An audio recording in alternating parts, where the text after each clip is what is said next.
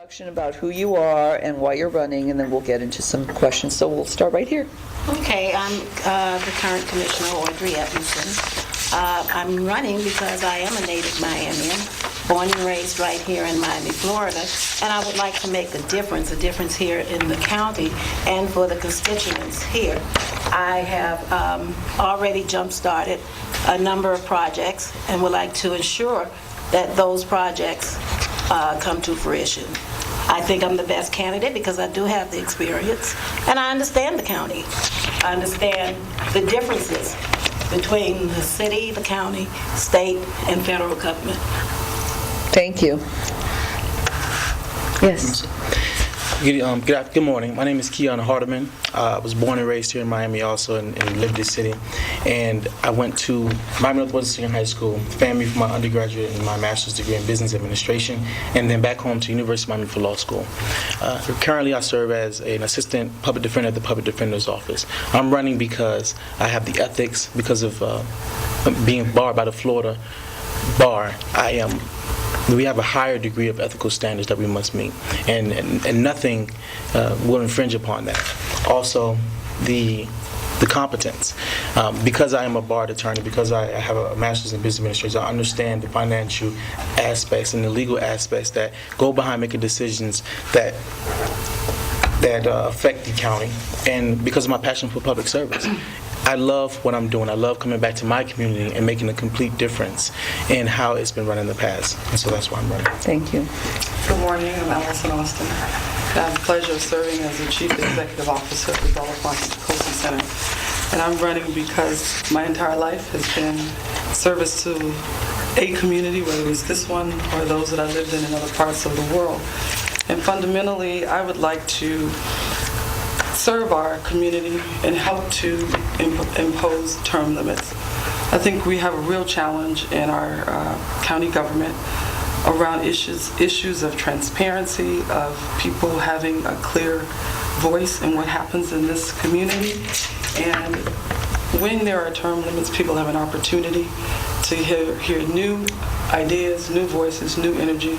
And I'm running because I want to be that change in our community. Thank you. So we'll start just with, and we'll take turns who starts first, to be fair to all, and not dump on one person all the time. We just had the mayor's budget released, and I'm sure you've seen some of the news reports. There was a preliminary vote on the millage, not to raise it, and would you like some more? I'm wondering, as you look at the budget or the issues that come up with the budget, do you agree with the current mayor's budget proposal to keep the line low, or would you change anything? Currently, I know that when it comes to the budget, that's something that the mayor makes his recommendation to the commission. But I think that the commission has a responsibility of coming together and deciding, talking through the issues that come up. So one of the issues that we know about is that we need more money. There's a lot of things that are happening within the county. And for instance, when you have the infrastructure failure with the water and sewer pipelines, that's something I have been talking about from the beginning of my campaign. And it just so happens that now within District 3, there's this massive water and sewer pipe issue that what has always been there, but it just so happened to affect a lot of different people. So when I think about things like that, you have to take in consideration what the county has in plans for the future. And so when you're saying don't raise the millage rate, I think you have to look at it and determine whether or not you need to raise more money for the county. I think when people understand that you have to raise more money for the county and they can see it transparently, there's no gimmick, there's no trickery, and they truly understand what is happening in the county, they'll be willing to pay a little bit more in taxes to cover itself. Okay. Yes.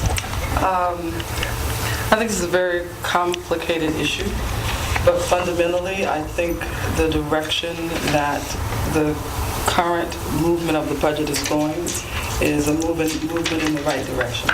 That has not been what we've seen in the past, but I think right now keeping it flat is where we need to be. People are really in arms about the tax issue. And we need to do better review of our current budget, how we spend money, where we spend money, how we use dollars before we automatically jump to the way to make change, the way to increase income is through increasing the millage. I run an organization. I have to look at budget every day, and we have to make decisions every day. What do we go about doing to be more innovative about where to find dollars? The first choice is always to cut people. That's not always the best choice. So we have to be more innovative and more thorough, quite frankly, about how we look at this budget and decide where areas are that we can do a better job. Thank you. I think the county is now on a good trail when it comes down to the budget. The mayor made a recommendation, and technically it was not to lower or keep the tax rate flat. In reality, it will increase a little for some people. All decisions that this commission has to make, including the budget, is always controversial. As you know, I did vote for the mayor's recommendation this time around, and I do believe we are on the right footage. It takes some time now to correct what has been done wrong in the past, and we're on the right foot, and I'm ready to go ahead with what we're doing. The budget, yes, is the commission's responsibility to approve what is recommended to us by the mayor. We can approve, we can disapprove. Right now, what we just did was just set a ceiling for the millage rate. Now it comes down time for commissioners to come together now and decide what we're going to accept from what we're not going to accept. I've always said the way to balance the budget is not on the heads or the backs of the employees. I strongly believe that, I still believe that, and I will not be voting for this budget if we have to continue laying off employees. Thank you. The Charter Review Commission has made it easier for cities to incorporate, but it has maintained stricter standards for annexation. Where do you stand on that? Where did we start before? I think it's my time. Okay, go ahead. Right over there. Over there. No, we started here. Yeah, go ahead. And then we'll come this way. Next time is, I think when it comes down to Alison, annexation that's as next well time. as incorporation, it depends on what the citizens want and whether or not that particular area will be able to sustain itself, which means we would have to depend as well, again, on county staff to determine if that particular area will be able to support itself. We have donor communities as well as recipient communities. I cannot support a new community if it would be a recipient community, which means relying on the county. If it can sustain itself, then I'm for it. But I think it rests, and that decision will rest on the citizens at large.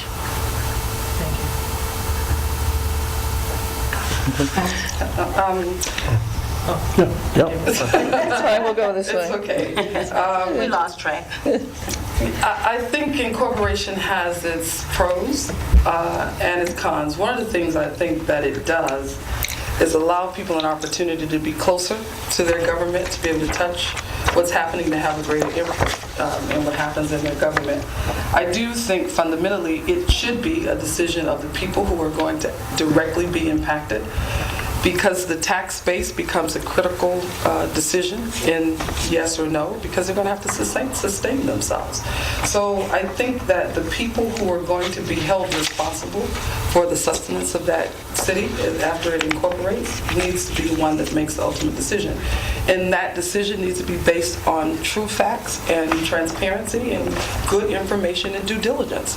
You can't ask people to make decisions when they're getting faulty information or pieces of information or bits and pieces of information. And I think at the same time, if we have an opportunity as a broader government with a broader tax base to support the startup of communities, and they are going to grow and be strong and be independent, then I would not have any objections to support. It all comes down to what the people decide. Because these people, they aren't in some island somewhere. They're a part of Miami-Dade County. It's just that they're a part of the unincorporated Miami-Dade County at that time being. They still pay a tax. It might be one of the lower taxes, but it is a tax that they pay. And so when it comes down to annexation versus incorporation, you have to give the people who live there the opportunity to decide what it is that they want to do with their municipality to be. And so you must give them the right to vote. I think that it's essential to citizenship here in the county. Also, you want that vote to be educated. Too many times when you have a vote come to the charter or to the ballot and the people don't understand exactly what they're voting for, or they don't understand the repercussions behind making a decision one way versus the other. And I think that's irresponsible to put that to the people that way. The county has a responsibility of educating its people, making sure the people of the county are fully informed about decisions that they will make that would affect essentially the rest of their lives as they live within that municipality. Let's talk about Jackson. There's been suggestions that it could be better run if it were turned into a nonprofit with an independent board, completely divorced from politics, the style of, say, Tampa or even Broward. What do you think about that idea? I think fundamentally we have to eliminate any idea that Jackson will be privatized. I think it has to remain public. A community of this size has to have responsibility for assisting its citizens with a fundamental need like health care and health services. So how that happens, I'm not sure. There are examples of public-private partnerships that work very well. I think Miami needs to consider its options. But fundamentally, I think we've been looking at Jackson Memorial as a governance issue. And I think much of the work that hasn't been done is a very thorough analysis of the spending and how it's spent and how vendors are chosen and how contracts are written and where money potentially could be lost. So I guess the term may be even a forensic audit. But governance is part of the issue, but I think the other key issue here is really assessing how dollars get spent. Ms. Edmonds? I think right now, Jackson Memorial Hospital is heading in a good direction. I'm not saying it's the right direction right now, but it is heading in a good direction. The Financial Recovery Board that has been put in place, we have allowed, as a commission, have allowed them to make the decisions, and they're moving ahead. When it comes down to a private-public partnership, which both my opponents have accused me of saying that I wanted to privatize Jackson Memorial Hospital, what I did say was that I think that Jackson Memorial Hospital in the next, 5-10 years, we have no idea of what's going to happen. We have no idea of what is going to be needed to save Jackson Memorial Hospital. I believe that Jackson Memorial Hospital needs to, or the county needs to ensure that Jackson Memorial Hospital's doors remain open, as well as quality health care for the indigent and poor, and retain those jobs that's there, which is keeping it public. When you say privatize in Jackson, that's something that has never come up on that county commission dais. We have never had to consider it. We've never discussed it up there, and it's something that we all have to look into, and we have to weigh our options that's coming in the future when that decision is made. But right now, we have a Financial Recovery Board. Excuse me, I'm catching a terrible cold this morning. A Financial Recovery Board that is in place, and they're doing a lot for GMH. As a matter of fact, it's improving. So I'm looking forward to seeing what they're going to do and what they're going to accomplish. First things first, Jackson Memorial Hospital must remain a public entity. And unlike the current commissioner, who did say that she may privatize Jackson Memorial Hospital, she didn't say it to the dais, she said it to the people of the community who will listen to her on the radio. And it's recorded, and that's put on record. But what I would do differently Privatize or just, I mean, I guess there's two, there's a privatize for profit, and then there's a put, as Broward or Tampa have done, a 501(c) nonprofit. So I mean, No, what did you hear? I'm not the one that said it. May I So, say what I said? Yes, I think, and then you can come back, keep Because going. I think when it comes down to running for an office, we all need to be as truthful as possible. I was on Bishop Curry's radio station one morning, and what I did say was, in the future, no one knows what is going to occur with Jackson Memorial Hospital. We may have to sell to some other entity or partner with some other entity and give them up to 5, 10, 15%. Who knows? I don't know, and no one else here can predict what will happen. And that is exactly what I stated. Okay. So when we have an attorney, they do know how to twist words. All right, come back to you as far as what you believe okay, for but I Jackson. have the words on my phone. Sure, what no, she said, so I have no need to twist the words. But the bottom line is this: we're taking a definitive stand saying that Jackson Memorial Hospital must remain a public entity. You can't be like a typical politician and talk out of both sides of your mouth and say, on one end, you wouldn't stand by and say it has to remain public, but on the other end, say, well, but we may have to privatize. I think that what Jackson Memorial Hospital needs to do to help its current condition, because it does generate billions of dollars in revenue. It does do that. Now, the expenses are higher, but that's one thing it does do. So it needs to look at three things, I think, and that's just to start. Marketing. Jackson Memorial Hospital is one of the best hospitals in the nation. It's been ranked nationally in a number of different areas. And when you think about the quality of care that Jackson Memorial gives, just the poor communities and the poor community, you can see how great it is. So, for instance, when the young man, the gentleman had his face turned off by eaten by the other gentleman that ended up dying, where did they take him? They took him to Jackson Memorial Hospital, and he lived, and they saved him. When you think about the young man that had the spear shot through his head, where did they take him? Jackson Memorial Hospital. He lived. And when you think about that baby that needed a tumor removed before it was born, where did they take it? Jackson Memorial Hospital. So when you think about Marketing, what else? the revenue, I think that Jackson Memorial Hospital has an issue with its revenue income stream. So what that means is that they have to stop double paying bills twice. They have to collect the monies that are due to them. They have to bill accordingly. If you're trying to bring in more money, you have to make sure that the way that you get the money or your processes are sound. And when you have bad processes, you're not going to be able to collect as much money as you need to. Jackson Memorial Hospital has that issue. And the third thing would be contract negotiation. They have to learn to renegotiate some of the contracts for the expenses that they have. Everything costs money. Everything costs money. So when you think about the utensils that the doctors use, when you think about the time and everything of that nature, and the contracts they have with other entities that they do business with, they must renegotiate those contracts to have a better profit-loss margin. What should be done with the county's sewer system? How should the county make the repairs, raise the money and the revenue to make the repairs? I think since with the sewage system, this is what happens when the sewage is 40 and 50 years old, when these pipes are that old. The county is currently in the process now of trying to repair and replace a lot of those pipes.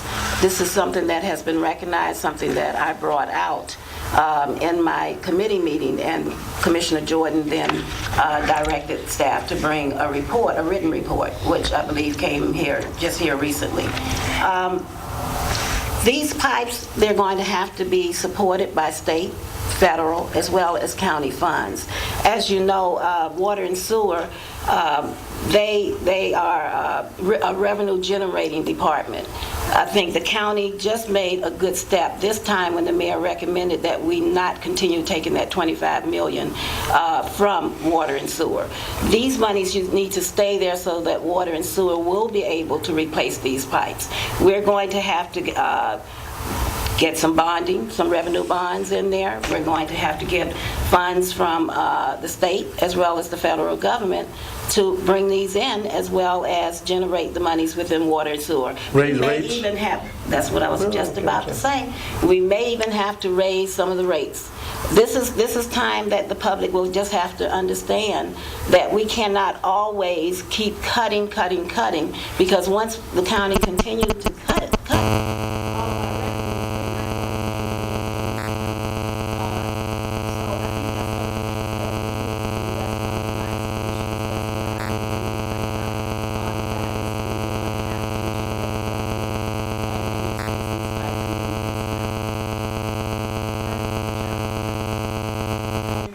to look at holistic planning when you talk about regional plans for controlled growth. We allow things to go long, long, long overdue. And so the idea that we're just getting to the reality that the funds that are raised for water and sewage should be used for maintenance of our facilities on an ongoing basis is almost like a duh, really.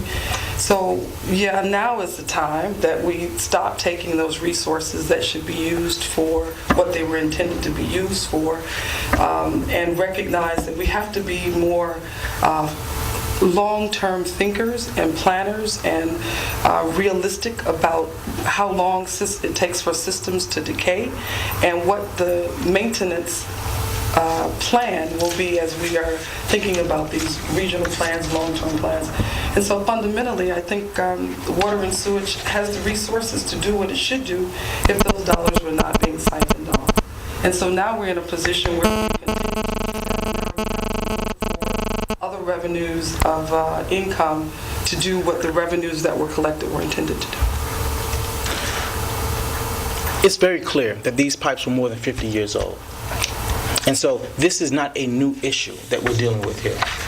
Pipes, water, sewer, sinkholes, all these things have been happening in this county for a very long time now. So this is another thing that's on the table that our current county commissioner, Ms. Audrey Edmonson, is saying, we're just now getting to it.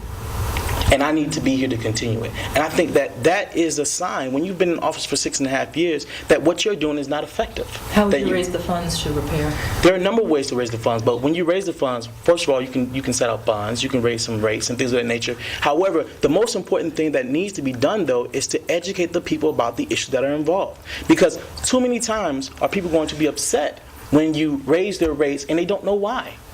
But tell that to the people who just had their homes flooded, whose pipes just burst, and they were on TV crying because they had nowhere to live. It was the responsibility of our commissioner in District 3 to make sure that the pipes are up to par, and they just are not. So this is something that should not be just getting started. It should have been done. It should have been brought to the attention of the people. This is not an old problem. This is not a new problem. It's an old problem. So with that being said, we have to stop. The promises are being made by our current county commission because her record is a failure. It hasn't shown what she's supposed to do. So it's time now that we really address these issues and think ahead and make sure that the people are educated about the issues that are on the table. And not only that, they feel good about voting for them because they know how important it is to have these systems operating effectively. Before you ask your question, let me ask you. I'm wondering, as you're going door to door and going to the forums, from each of you, what's the one issue? And I think it's going to be jobs and economy. Everybody's concerned about jobs. But is there one issue that you're gleaning from this and how you might attack it or fix it as a county commissioner? And you mentioned that there were some things on your, some projects that you wanted to follow through. And we'll start with you. Just what are you hearing from people, and what's the one thing that you say, boy, this would be the priority to really try to help the district? Well, first of all, I think there are two things in District 3 that mainly people discuss first. One is crime, and the other is our jobs. And when you think about, for instance, jobs, that's a big issue to tackle. But there are ways that you can go about doing it. And a missed opportunity has been the water and sewer department. Just declaring that this is an opportunity for us to fix all these pipes will create thousands of jobs for the people in the community. There are jobs that can be had by just attacking that problem by itself. So once you educate the people that there is an issue, then once you declare that you want to fix the water and sewer pipes, they're going to have to hire people to do all types of things that people in District 3 can actually work. But really, thousands, you think? I mean, they're going to have to take it a piece at a time. They can't do the whole system together. Understandably. However, what you're seeing, though, is that this is a county-wide issue. This is not an issue that's just happening only in District 3. So this is something that is a long-term investment that people will have jobs for time to come.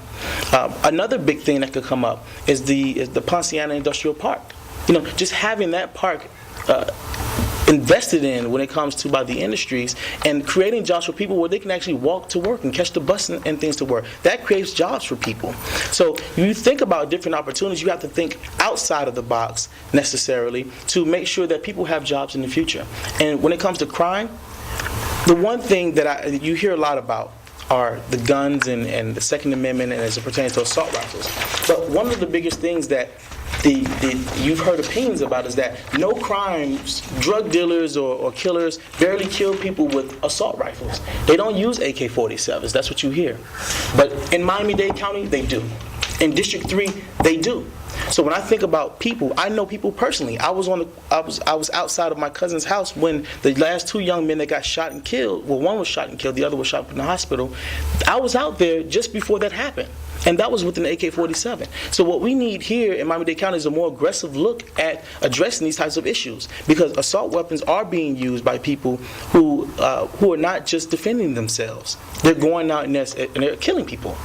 Okay, thank you. I think it depends on where you're walking in terms of what you're hearing. When I'm on the Eastern board, I hear a lot about property tax. It's a huge issue for them, and not increasing property taxes. In what area, I'm sorry? Miami Shores, Okay. Belmead, Morningside, where there tends to On the eastern side. on the Eastern board, Sure. right? There tend to be higher cost of homes. Their issues really are around property taxes and the whole transparency issue in government. There's a lot of discontent with the current government and how the decisions get made, the absence of due diligence around how they go about making decisions. When I touch the people that I work with every day in the Liberty City area, the issues are around jobs predominantly, and a lot around housing and foreclosure. And with my elders, a lot of the issues are around safety and beautification. And I think all of the District 3 is such a diverse community. You have to look holistically, not just at the district, but at the county. And I think that's part of the bigger issue, is that we tend to focus so small and so narrow on the right now. And the single district format almost requires that, because you're going to these people and asking for their vote. But the work is a holistic work. The thinking is a holistic thinking. How we build community and build relationships and build alliances can't be based on these one-on-one approaches.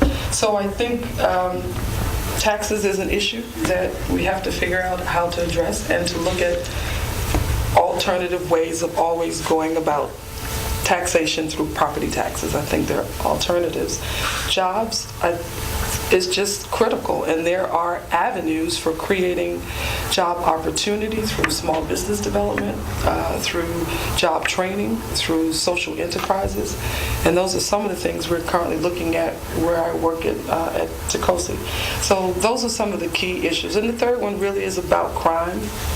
And we've had all kinds of statistics about where crime is and where it isn't. But I do believe that there are strategies that, if used holistically, can really address crime and address the issues that we have with crime. I think some of it is directly tied to the absence of jobs. And so when you begin putting people to work, they have a lot less time on their hands. But I think the other part of it is related to gang violence and gang issue. And that is another collaborative effort that's got to happen between public, private partnerships, businesses, all of us working for cohesive and collaborative solutions. Thank you. When it comes down to the needs, and I tend to agree with Ms. Austin, my District 3 is a very diverse district. We cannot just go from one particular area in District 3. When you go to the Upper East Side and you walk on the Upper East Side, what people are saying is the Biscayne Boulevard corridor with the Miami district, making it pedestrian friendly and increasing economic development there. Then you hit the Miami Shores El Patel area, which is the area in which I live in, and yes, there's taxes, but you also have to understand that only less than 25% of property taxes go toward the county. The rest of those taxes are school board as well as the municipal taxes. So when we start talking about increasing taxes, we also have to look at the municipal taxes as well, and the school board. That is some of the things that my neighbors do say to me in that area, taxes going up, but if most of them agree, and they say it, their taxes have been level for the past couple of years. When they say that I voted to increase taxes, don't forget last year how we voted on that commission and how I voted. Don't forget this year how I voted. on the taxes, and that was not to increase taxes. When I did increase taxes, that was from the outcry of the Liberty City, Brownsville, Overtown, Wynwood, and Alapata areas, where they needed social services. They needed housing. There was so much that they did need. They needed me to help fight crime, and that's what they were asking for. When we cut the taxes, then so did social services in those areas. Those particular services got cut. So yes, there's a need still for affordable housing in those low-income areas. There's a need to decrease crime, because anybody can sit here and say they have the solution to stop crime. There's crime all over this whole entire country. No one has come up with that solution as of yet. I don't have the solution. What I do have is different various programs such as MCI, which was a replica of the Harlem's Children's Zone up in New York. What we have jump-started, and Ms. Austin knows about it because she was in there at the very beginning herself and then got out of it. We have various programs. When it comes down to decreasing crime, we've been out there, but it also takes the community. That no-snitch attitude in the community, we will never be able to cut crime as much as we would like to. The people also have to get involved. We have to stop blaming and putting the blame on the politicians and the police department. We have to come together as a community and help and assist fight crime. So yes, this District 3 is very diverse, and you have to be able to maneuver yourself around this whole entire district and know what each individual community's needs are. There's not just one particular need within District 3, and that's something that I think my colleague, Ms. Austin, is beginning to see, and I like that. Let me ask, change the topic a little bit to gambling, casino gambling, destination resorts, whatever you want to call it. One, the legislature again will be faced with the issue of should there be a local referendum on this issue to put a casino right here where we're sitting. And two, if that happened, would you support that? And two, if that happened, would you advocate for casinos? And that's a question for all of you. We'll start with you, Ms. Austin. I'll start with no. Okay. Here, and I'm really not, and I say this tongue-in-cheek, because my mom and her elder friends, I think they're all retired, and their day job is Hard Rock. That's where they go for entertainment. You know, when I chat with her in the evenings, it's like, what'd you do on the job today? Well, you know, I did pretty good on the job today. You know, that's kind of our code for where she was all day. So I understand it as a serious place for entertainment. I also understand it because there are families that I work with every day whose families are in jeopardy because there are addictions that are tied to it. I also recognize that in cities it has become a tremendous source of revenue for cities. I also understand and cities have been completely destroyed because of all of the other associated issues that gambling brings. Should it be in downtown Miami? The answer for me is no. I think we have enough gambling. I'm telling you now, they go 5 days a week and they've got a different venue each day. There are sufficient enough casinos for those who desire it. I do not see that as a need to grow downtown Miami into a bigger, more tourist destination. Thank you. I don't believe that we should have gambling in downtown Miami. I don't think there should be this mega complex where gambling should be associated with downtown. I think that there are sufficient places to go gamble. People who want to gamble understand that it's entertainment. They understand that it's a hobby. This is something they do, and they're willing to travel to different places within our county and just outside of it to make sure that they reach that to have that entertainment. I think it could bring up some revenue production things. However, you have to weigh that in cost to crime and other issues that may occur when you bring things like that and the type of traffic that you will bring through to downtown Miami. So I'm against it. I say leave it up to the voters and the people. Me, myself, I've been talking to people, seeing how they feel about it. You have to take into consideration, it's not really what we as public servants want, is what the people want. And I've been speaking to the people, especially those in that Upper East Side area, Venetian Causeway, San Marco Island, all along that Biscayne Boulevard corridor, as well as in other areas of the county, not just District 3. And you get varying degrees of what people want. Some want it, some do not want it. What I say is, yes, there should be a referendum and let the people vote on it. and Would see you what they want. recommend And one way or another? Yes. If people were voting, what would you tell them? How would, how? If I- what would I tell them? What's I your? would tell them they would have to weigh the pros and cons. They would have to actually analyze, seek some type of, and ask the county, because I intend to ask the county to do some type of analysis on traffic, see what type of traffic is going to come to Overtown, whether or not we think that this can, would actually close out other businesses and hotels, and shut out the other tourist attractions within this regional area, because we do have other casinos in Broward County, as well as the Miccosukee. We have to see how that's going to affect them. I would like to see how it's going to affect this whole entire county at large before I make a real decision. And no, I have not made a decision one way or the other as of yet. He's not here, but I was thinking the same thing. there's a, and in every race, I've been asking this because Norman Brayman has put together a slate of candidates that he's supporting, and I think everyone has a right to absolutely do that. God knows we have plenty of slates out there. But I'd like to hear from you, your perception of that dynamic in the race, and also some of the, and for you specifically when you talk about this, how the baseball stadium, the Marlins Stadium, has played into this, and looking back now, what things should the county have done, if anything, or if you think it worked the right way. So we'll start with you. Well, as we know, I am not a Brayman candidate. However, I do think that... Did you meet with Mr. Brayman? No, I did not. Okay. However, I would like to say that when it comes to the Marlins Stadium, I think he was right. The one thing that he did, he was right about that. Because the bottom line is that this commissioner, Audrey Edmonson, she voted, because now she says that she will leave, for instance, the gambling to the people. But she didn't leave the stadium to the people.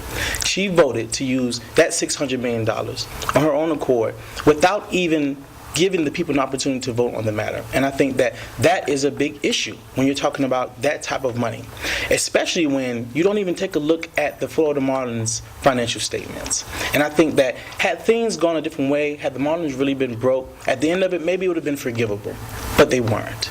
And what happened is we learned that we received an inequitable contract.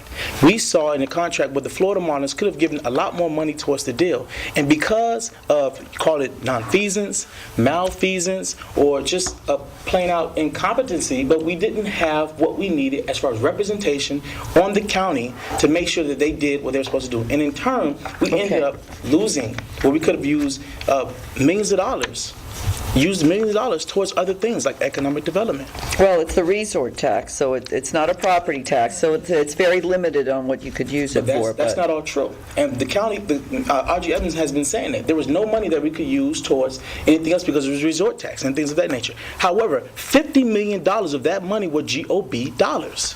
And where I'm from, $50 million is a lot of money. But is that was the GOB, wasn't that city or was that county? Was the GOB city? It was county. Well, And that's directly out of the Florida Marlins contract. So then that begs the question: did she read the contract? okay. Thank you so much. Yes. So the question is, Mr. Brayman, and how you foresee that playing out. I mean, there have been some. I don't have to tell you there's been some protests outside, and how's that playing in your community, in your district? People are on, my experience, I was going to say, people have mixed opinions on it. My experience on the doors is that people are so ready for something different that they don't really care. I think many of the voters are not paying attention to that at all when we say, this is who I am, this is where I'm running, this is what I'm doing. When you look at it holistically in terms of a lot of the noise that it generates, I think what Bremen's decision does, in my opinion, is give people who are good candidates, an opportunity to run. It helps to level the playing field. I guess the thing that I am challenged by is there are many other big businesses that have started PACs that are giving to incumbents. We have a system rampant with lobbyists and vendors who give to incumbents, that good people with great ideas, with amazing competence, with vision and passion, who would be excellent in these jobs representing the public, will hardly have an opportunity because it's very challenging to raise money if you were not already sitting on the dais. So here you have a gentleman saying, I have the resources. I don't want anything from the county. What I do want is good government. And what I do want is an opportunity for good people to have a level playing field. I have had to run, I am running my own campaign. We cannot coordinate with what Norman Bremen's PAC is doing. It is separate and independent. So I think what challenges me most is, why would anybody be upset with one individual saying, this is how I want to use my dollars to help good people run? And I'm being transparent about it. I'm putting it out there on Front Street, versus everybody else who is doing it, creating PACs, putting money into these other incumbency races, and not revealing who they are or what they want from the deal. That's really the challenge I have with it. Thank you. Yes, Commissioner. Thank you. When it comes down to the Marlin Stadium, yes, that is the reason that Mr. Bremen is using, saying that we voted to put money into the Marlin Stadium. He came to see me. He demanded and told me how I was going to vote. And I must say, I cannot be ruled by one man or one entity or anything else. At that time, there was a demand for job creation here in Miami-Dade County. That was my goal.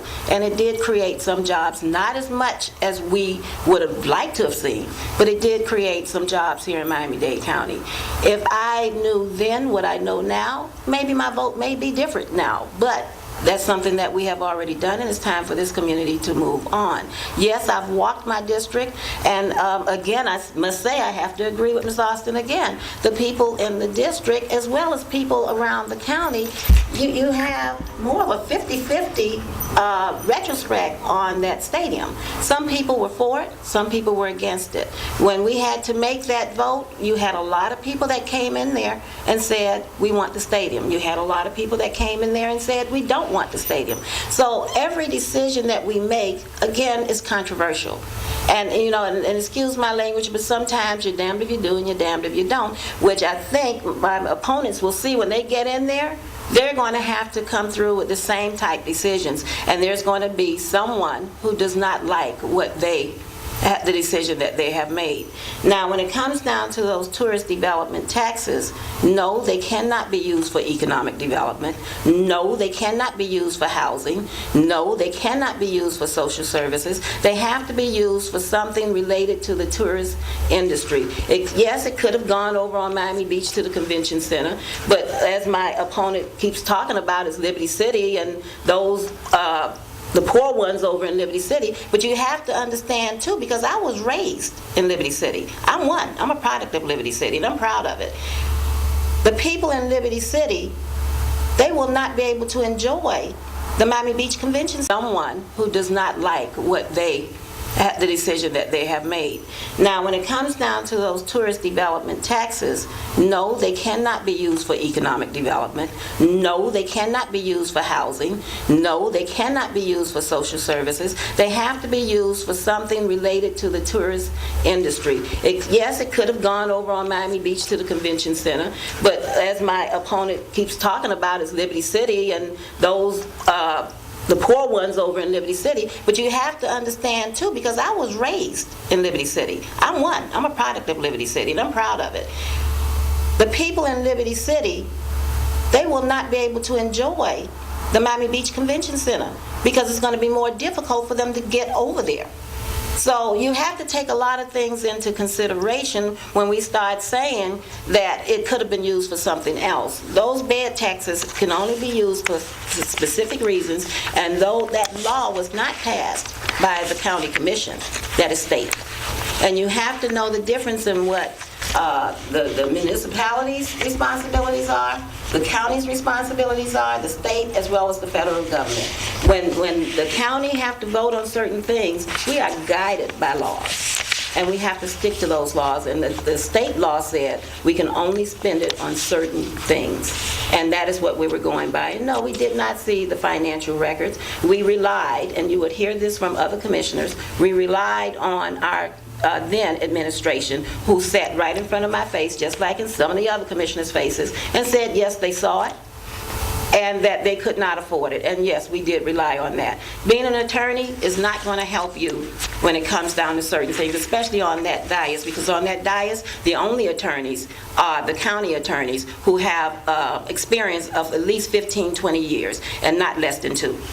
So we have to take all of that into consideration. People, yes, are out there protesting. They're protesting, and I looked at it on TV. It's people who actually live in this community. I saw people from Liberty Square, which is the projects. I saw people from Brownsville protesting. All of these people, I saw people from Wynwood and Allapattah and Overtown. All of these are people from this district who do not like what Norman Braman is doing, and what he's doing is buying people. I cannot be bought. That is something that have been tried to do before. Now, anyone that the community sees as being bought, when they get in there, imagine what can happen. If they can be bought now, they can be bought later. But there are those folks who are there. I also see a lot of union representatives out there protesting. I saw them as well. And they're upset because they feel that the county cut too much, that this mayor has tried to cut too much. But in fact, the county contracts have, with a lot, these work contracts were so out of sync sometimes that your average worker who earns in this community less than $40,000 a year just couldn't believe what people were either retiring with or just the benefits they were getting day in and day out. There have been a lot of changes to that in the last 2 years, but I'm wondering, is there anything else, and this is a quick really because the next folks are here, but is there anything else in those union contracts that you see are red flags that you'd like to change, or do you think that we finally reached a good place?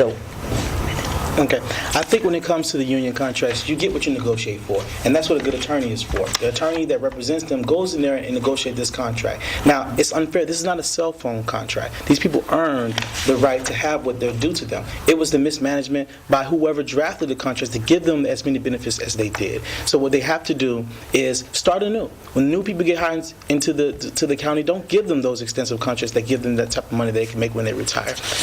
And also, this is the budget. This is the budget for the Marlin Stadium that has the $50 million from the county and a general obligation bond. So if she didn't look at the financial statement of the Marlins, she definitely didn't read this. I couldn't remember that. Thank you. Yes. I think part of the challenge with the union contract negotiations is that the purpose of unions is to get what's in the best interest of their people. And part of what happens in that is there's not a thinking about shared experiences and how we have to share the costs across. So I think in renegotiating, we need to be looking more, again, holistically at what all of this costs all of us as a collective in the county. Okay. I think, Are we at the right place now, or? I think so. Yes, we're at the right place. At right place as far as the contracts, no more cuts? Do we need to look at any other areas? I don't think we should have any more cuts when it comes down to employee salaries. I think we are close to where we should be, but no, I don't think we need to cut taxes any longer, nor should we cut the employees' their salaries. I think that what we need to do is negotiate with these unions and come up with what is best and not dictate to the unions on what they should receive. There's something called, and I can't think of the exact name, where you come together with a union and you sit there and you negotiate. And you come to the middle, and that's where you make your decision. And that's what I would like to see done with the unions. Okay. As you know, the commission has nothing to do with the union contracts. That's completely administration. All we do is once it comes back, we approve it. Or disapprove? Or disapprove, yes. Okay. Or All right, well, disapprove, thank you yes. so much. It's been very helpful.